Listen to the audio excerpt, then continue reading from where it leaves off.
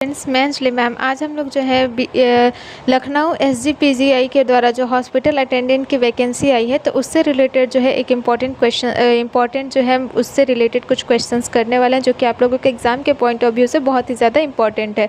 तो class start करने से पहले अगर आप भी जो है SGPGI लखनऊ के द्वारा जो हॉस्पिटल अटेंडेंट की वैकेंसी आई है उसकी तैयारी करना चाहते हैं तो आप हमारे संकल्प बैच को ज्वाइन कर सकते हैं, जिसमें आप लोगों को लाइव क्लासेस मिलेंगे, रिकॉर्डिंग क्लासेस मिलेगा, टेस्ट सीरीज मिलेगा, क्लास नोट्स मिलेगा, साथ ही साथ टॉपिक वाइज PY की सॉल्विंग भी मिलेगा।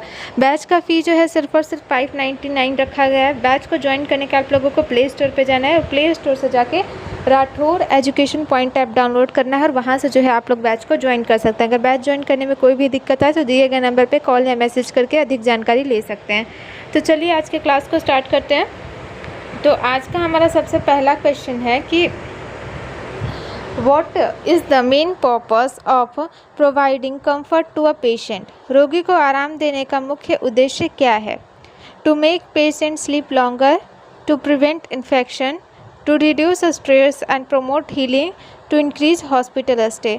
तो हम लोग रोगी को आराम क्यों देते हैं? तो ताकि आराम देने से क्या होता है, तो तनाव कम रहता है, ठीक है, स्ट्रेस कम रहता है, जिससे कि जो नींद है वो भी सुधरता है और जो इम्प्रूवमेंट की प्रक्रिया होती है, ठीक है, रिकवरी का जो प्रोसेस होता है वो भी जो है आसानी से और तेज़ी से होता है। तो क्यों देते हैं? तो to reduce stress and promote healing, ठीक। ऑप्शन नंबर सी जो है यहाँ पर राइट आंसर है। अब हमारा अगला क्वेश्चन है कि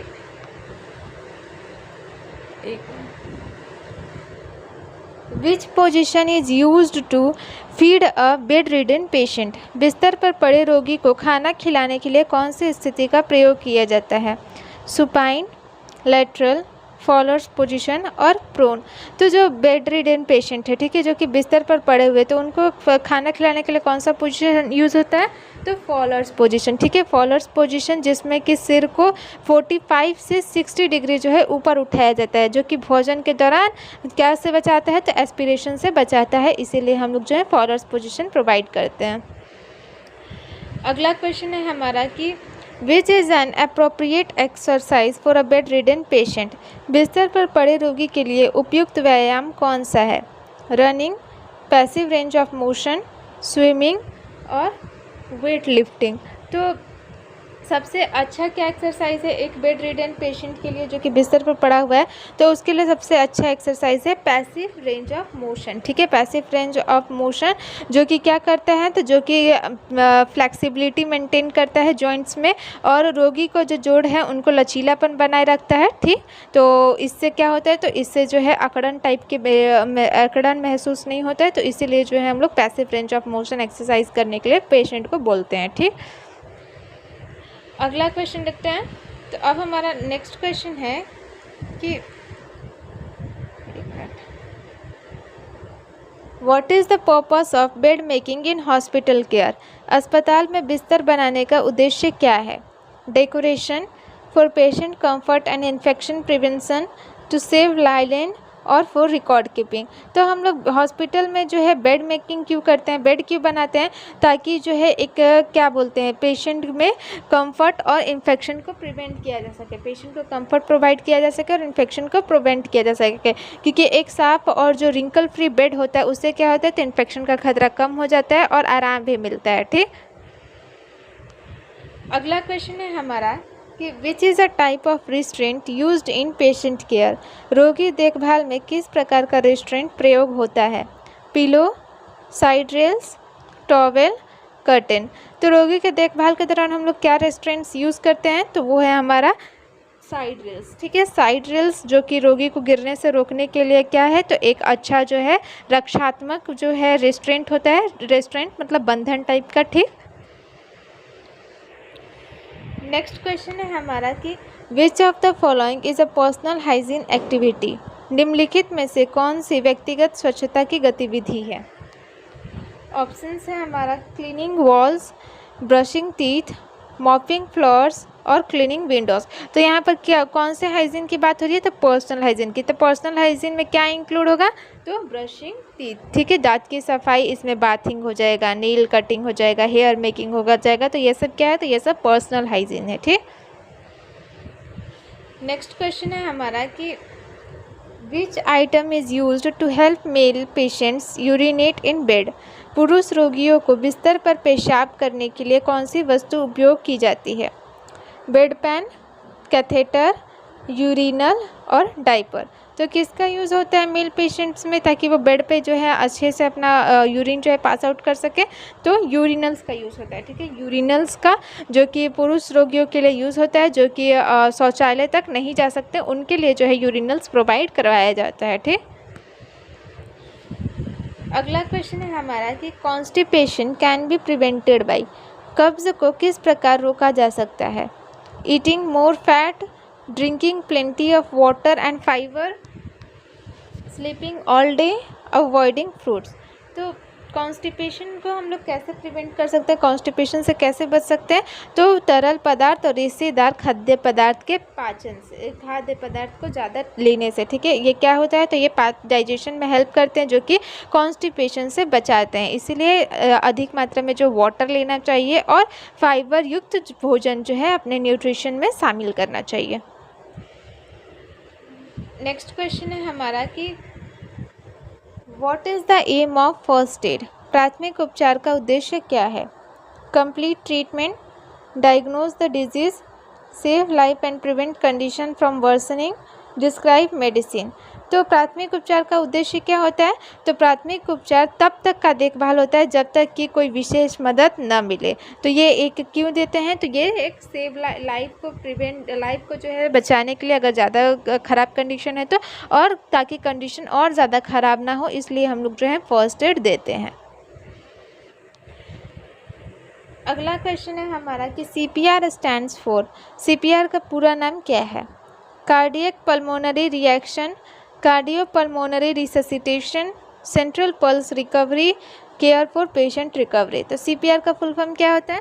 तो कार्डियोपल्मोनरी रिससिटेशन। ये क्या है? तो ये एक इमरजेंसी टेक्निक होता है, जो कि क्यों दिया जाता है? तो दिल और सांस को फिर से चालू करने के लिए जो है दिया जाता है। अगला क्वेश्चन देखते हैं। तो अगला क्वेश्चन है हमारा कि which item is commonly found in a first aid kit. प्राथमिक उपचार किट में सामान्यतः कौन सी वस्तु होती है? Thermometer, bandages, spoon, injection syringe. तो प्राथमिक उपचार में हम लोग क्या ज़्यादातर कौन सा एक चीज़ जो है वो एकदम कॉमनली जो किसी भी फर्स्ट एड किट में मिल जाएगा, वो है बैंडेज, ठीक है, बैंडेज, जो कि बहुत ही ज़्यादा ज़रूरी होता है घाव की ड्रेसिंग में, के पट्टी के लिए जो है, घाव की ड्रेसिंग करने के लिए बहुत ज़्यादा ज़रूरी होता है। तो बैंडेज जो है एक कॉमनली मिलने वाला फर्स्ट एड किट में जो है कॉमनली रहता है, ठीक। अगला क्वेश्चन है हमारा कि how should you lift a patient from bed to chair. रोगी को बिस्तर से कुर्सी पर कैसे उठाना चाहिए? Pull quickly, bend from waist, use your legs not your back, twist and turn fast. तो हम लोगों को कैसे जो है रोगी को उठाना चाहिए बेड से चेयर पे लाने के लिए?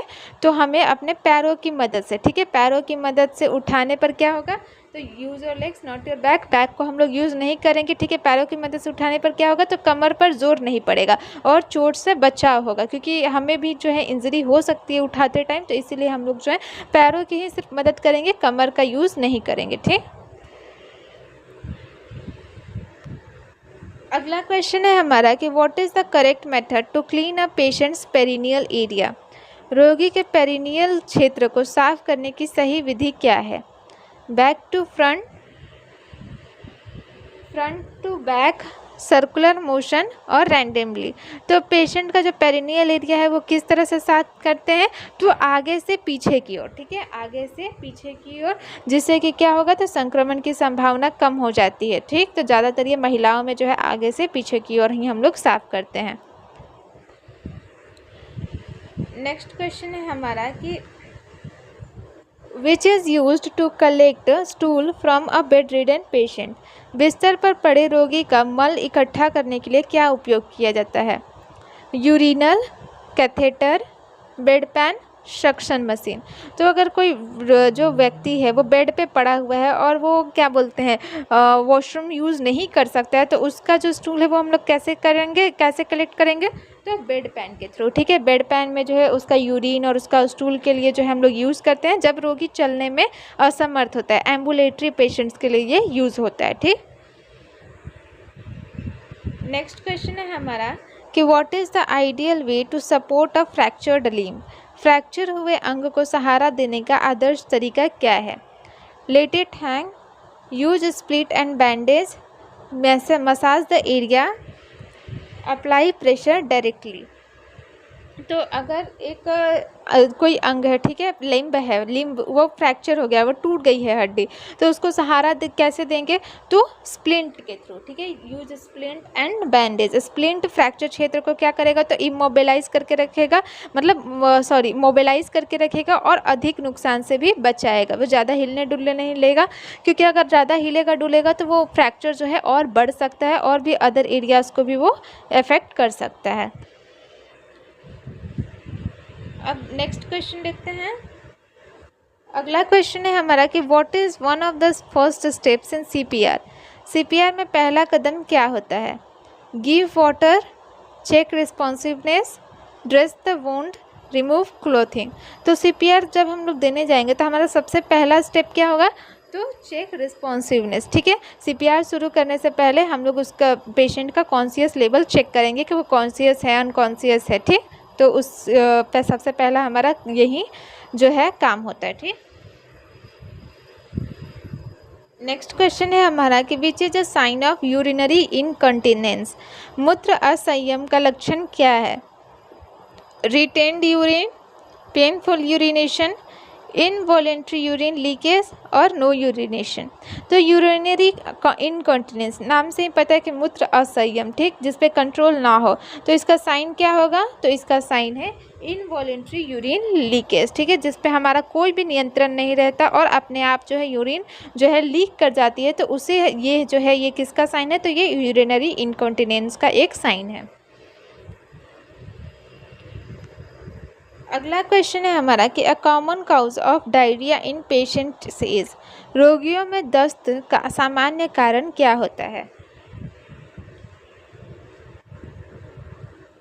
Over eating, infection, cold weather और लैक ऑफ स्लीप। तो किसके सबसे कॉमन काउज क्या होता है डायरिया का पेशेंट्स में?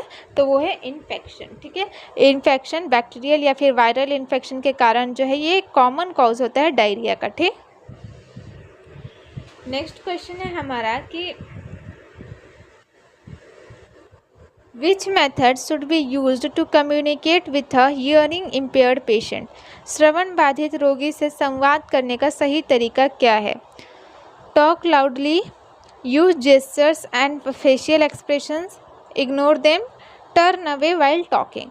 तो अगर कोई क्या बोलते हैं हियरिंग इम्पेयर्ड पेशेंट है तो उससे हम लोग कैसे कम्युनिकेट करेंगे? तो जेस्चर्स का यूज़ करके और फेशियल एक्सप्रेशंस का यूज़ करके, क्योंकि हाव भाव और चेहरे के संकेत से जो है एक हियरिंग इम्पेयर्ड पेशेंट से हम लोग बात कर सकते हैं, वो वैसे ही समझ सकता है, ठीक। नेक्स्ट क्वेश्चन है हमारा कि which is a key principle in safe patient transfer. रोगी को सुरक्षित स्थानांतरित करने का मुख्य सिद्धांत क्या है? Lift with your arms, pull the patient alone, use proper body mechanics और लिफ्ट अबव योर हेड। तो हमें स्थानांतरित करना, ट्रांसफ़र करना है पेशेंट को, ठीक है। तो उसका की प्रिंसिपल क्या है? तो use proper bed body mechanics, ठीक है। अगर हम लोग प्रॉपर बॉडी मैकेनिक्स का यूज़ नहीं करेंगे तो उसके कारण क्या होगा? तो इंजरी हो सकता है पेशेंट को भी, साथ साथ हमें भी, ठीक है। तो पेशेंट और वर्कर दोनों को ही जो है इंजरी हो सकता है, तो उसको प्रिवेंट करने के लिए हम लोग क्या करेंगे? तो use proper body mechanics.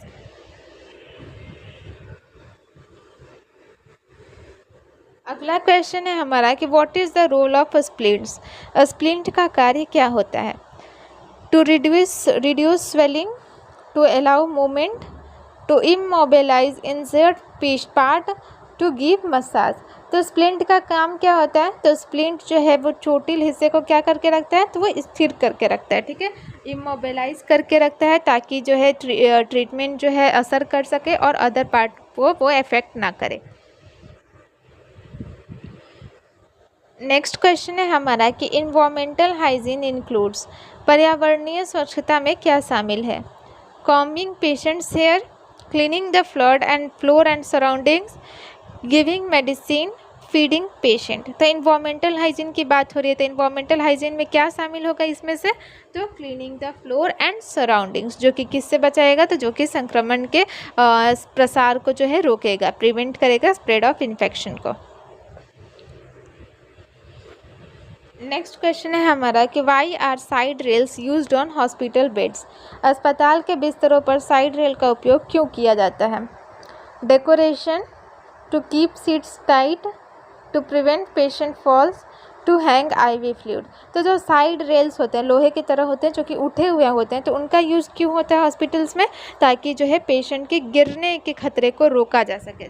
Specially कब, तो जब वो अनकॉन्शियस होते हैं, ठीक है, अनकॉन्शियस होते हैं तो उन्हें होश नहीं होता है और वो हो सकता है कि पेशेंट गिर जाए, तो इस स्थिति में हम लोग किसका यूज़ करते हैं, तो साइड रेल्स का। नेक्स्ट क्वेश्चन है हमारा कि which is part of personal hygiene. निजी स्वच्छता का हिस्सा क्या है?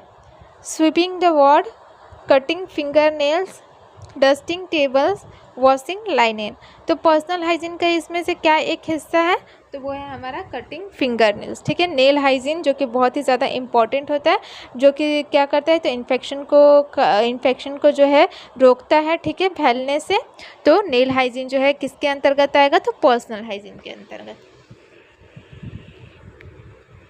अगला क्वेश्चन है हमारा कि in basic life support what does C stand for. Basic life support में सी का अर्थ क्या है? चेस्ट पेन, कोमा, सर्कुलेशन और केयर। तो जो बेसिक लाइफ सपोर्ट है उसमें जो सी है उसका क्या अर्थ होता है, तो उसका अर्थ होता है सर्कुलेशन, ठीक है। बेसिक लाइफ सपोर्ट सर्कुलेशन मतलब चेस्ट कॉम्प्रेशन, सी का मतलब संचार है, जिसमें कि छाती पर दबाव शामिल होता है। ये बेसिक लाइफ सपोर्ट के CPR का जो है दूसरा नाम है, कार्डियोपल्मोनरी रिससिटेशन का दूसरा नाम है बेसिक लाइफ सपोर्ट, इसे हम लोग उससे भी जानते हैं।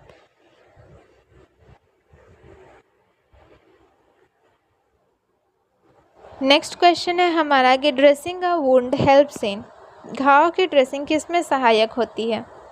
Causing pain, preventing infection, making it worse, removing scar.